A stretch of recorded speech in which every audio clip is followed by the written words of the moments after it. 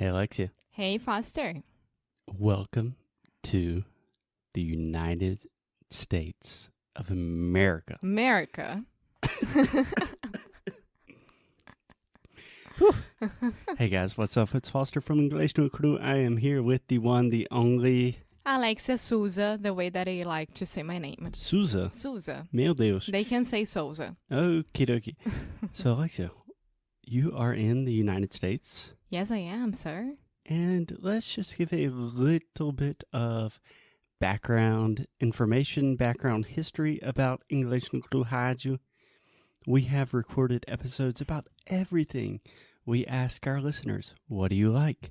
Do you want to hear about phrasal verbs? Do you want to hear about prepositions? And do you know, after almost, 450 episodes, what are the most popular episodes? The one that I get stuck in Atlanta airport. Yes, I think, if I'm not mistaken, we have 3 episodes already about Alexia coming to the U.S. and all of the problems that she faces with immigration. And those are the most popular episodes by far. Not even close. Yeah, that's really interesting because it's something that most of people are very worried about it when they travel to the United States. And they can see what happens in real life and not like in a show, Netflix or something else. Yeah. Because... Can I give you a quick recommendation? Uh-huh. Really quick. So I think people love these shows because they can really relate to your experience. And I'm going to exaggerate that by correcting your English a little bit. So I believe you said most of people or most of the people? Most of people, I think. I don't know. No, just most people. Ai.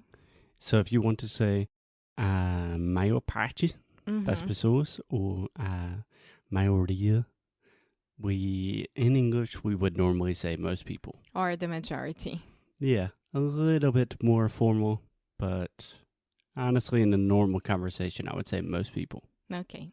So, let's start from the beginning, right? Okay, go for it. I left Portugal, last Wednesday. So it's a week already. Yeah. Or only if you think about it. What a week. We will What a talk week. about this crazy week in an episode in the future. Yeah. So it was my first daily flight. Yeah. How do you say this in Portuguese? Voo diurno. Diurno. Diurno e noturno. Diurno. Yeah. So I don't believe we have a word for this in English. We probably do, but we don't use it commonly. So we would just say a flight during the day. Yeah. I believe. It was my first one. And if you're listening to Inglês no Cru Rádio since the beginning, you already know that I'm super afraid of flying. Yeah. Being in an airplane is one of the most challenging experiences for me. Mm-hmm. Can I give you 2 quick corrections? Uh-huh. First, you can say you have a fear of flying, which is unfortunate for you to have a boyfriend in the United States and you travel a lot. The things that you do for love. Absolutely. And secondly, I believe you said if you are listening to Inglês no Cru Rádio since the beginning. From the beginning. No. No. If you have been listening to Inglês no Cru Rádio. Okay. If you have been listening to Inglês no Cru Rádio since the beginning. Perfect, meu amor. Yay. Isso. Yay. So, that's it. I was so worried about being in an airplane for almost 8 hours.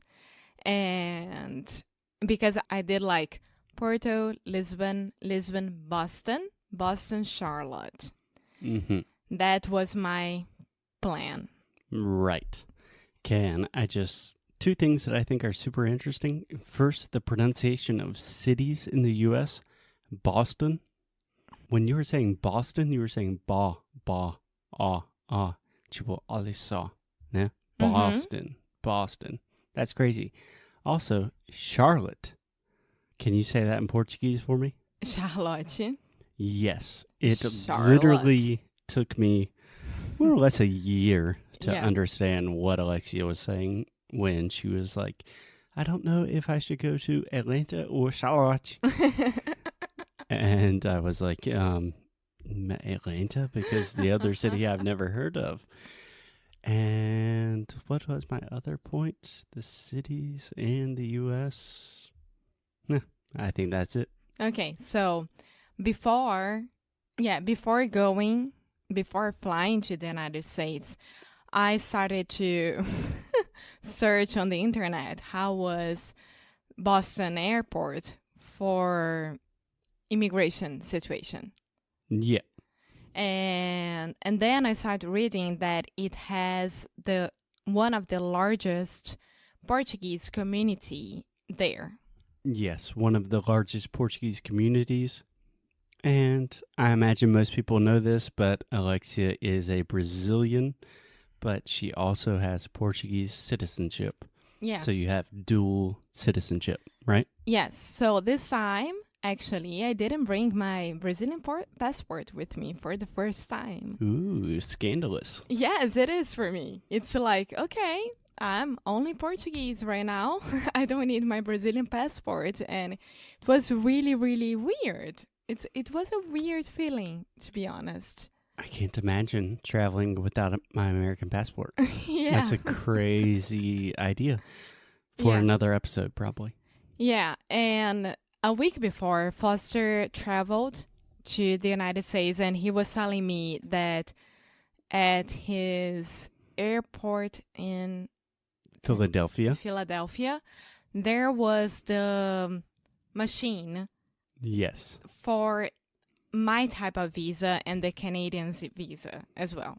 Do you know how we say this machine in English? I have no idea. It's funny because you have this word in Portuguese, but you don't really use it the same way. We would say that is a kiosk. Is that a kiosk? Yeah, kiosk. Quiosque, no caso. Kiosk. Yeah, a kiosk, an electronic place for you to scan your passport and do the immigration stuff you have to do. Yeah. So I was really hoping that in Boston would have it as well because of this Portuguese community there. Right. Before going to the airport, I went to my therapist. I talked about it, all my concerns about flying during the day. And at the end, she was like, you can take something to take during the flight, right? And I'm like, yes, of course I can. I have it at home because I was really, really Like anxious. medicine for flying? Yes. I was really, really anxious. And there is a type of medicine in Brazil, I think here as well, it's called Dramin. Mm-hmm. Do you have it here? Yeah, we call it Dramamine. Yeah. Dramamine. And it doesn't for diarrhea. work. No. Dramamine normally is if you're having diarrhea. No, it's for like Alexia and... Maybe I'm just having so much diarrhea that I don't know. But yeah, there is a medicine that is not specifically for making you go to sleep, but Yeah, it to helps calm you go down. to sleep. Yeah. But that does nothing to me Yeah, me either. at all. So I was already packed, went to the airport, everything was fine, and there I was in the day flight, Mhm. during the day, of course. And I forgot my medicine back home. So Just diarrhea everywhere.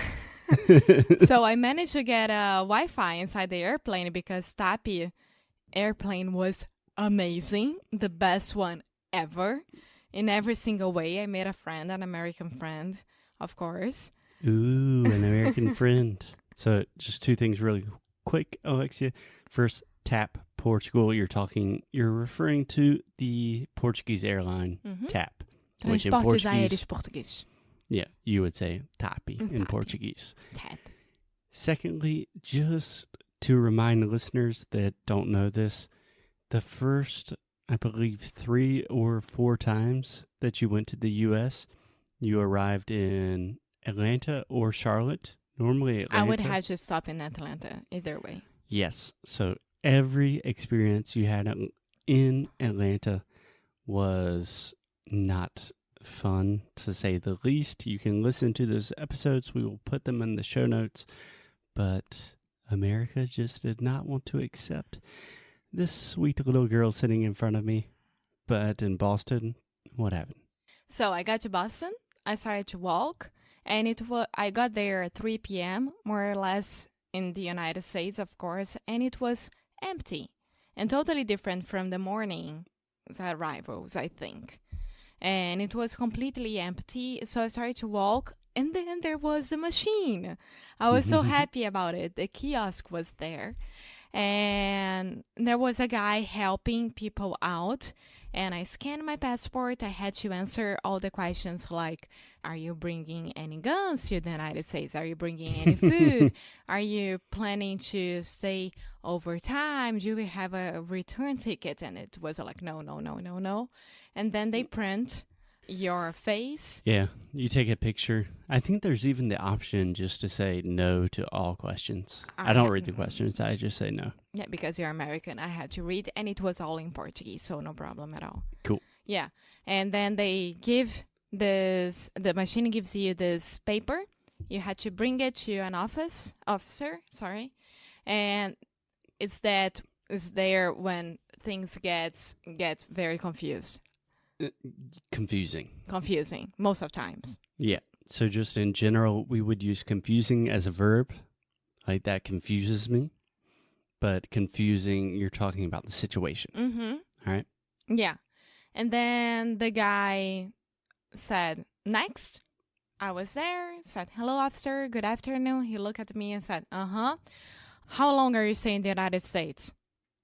And then he asked, what was it? Wait, because... why are you here? He was, why are you here? And I'm like, tourism and for 5 weddings. And he already had a stamp on his hand. He didn't even look at me. He gave me this stamp, gave me my passport, and said, have a good stay. Mm-hmm.